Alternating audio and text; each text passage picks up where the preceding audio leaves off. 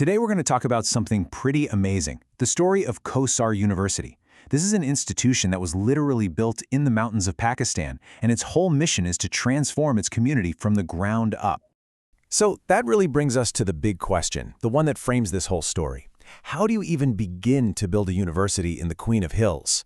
I mean, we're talking about Murree, Pakistan, a place famous for tourism, right? Not exactly a hub for academia.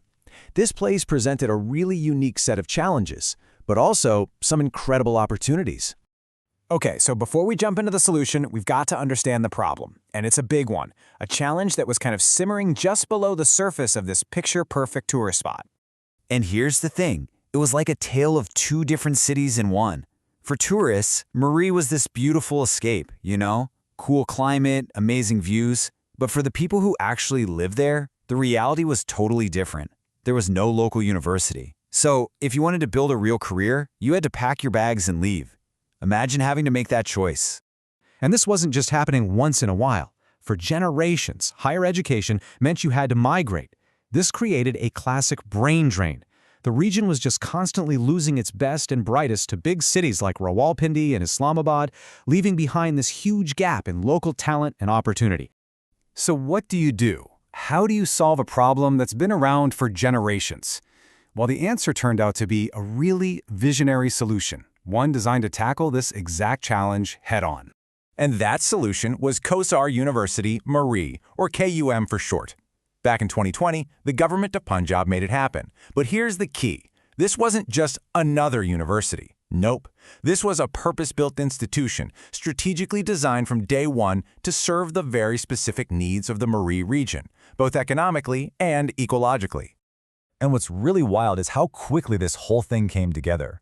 I mean, look at this timeline. The law gets passed in 2020, and just a few years later, they're launching specialized degree programs.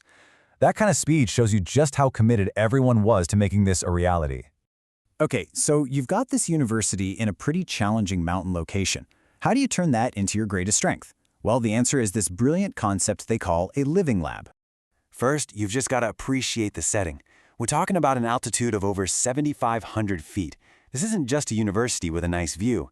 The stunning mountain environment is a core part of the whole educational experience. It's not the backdrop, it is the classroom. And here's another really smart move. Instead of just clearing a bunch of land to build some massive isolated campus, they integrated everything into existing buildings. Heritage sites, government buildings, you name it. This was genius because it preserved the beautiful forest cover and made the university a real part of the community, not separate from it. And this is what that living lab idea looks like in action.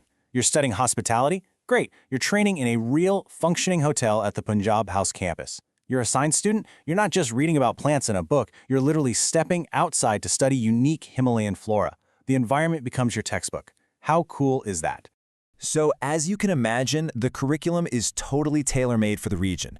It's laser-focused, you've got degrees in tourism and hospitality that feed directly into the local economy, and then you've got science programs tackling the big stuff, mountain ecology, climate change, the issues that matter most right there. Okay, so we've seen the educational model, which is amazing. But what does this actually do for the community? What's the real-world impact? Well, this whole innovative approach is designed to be an engine for the economy. And it's working.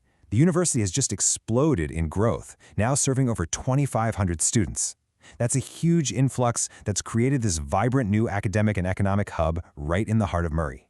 And this really brings us full circle, doesn't it? The university's impact is directly tackling all those challenges we talked about at the beginning. It's making tourism a professional industry, it's creating jobs for locals, it's stopping and even reversing that brain drain, and it's sparking all this vital new research.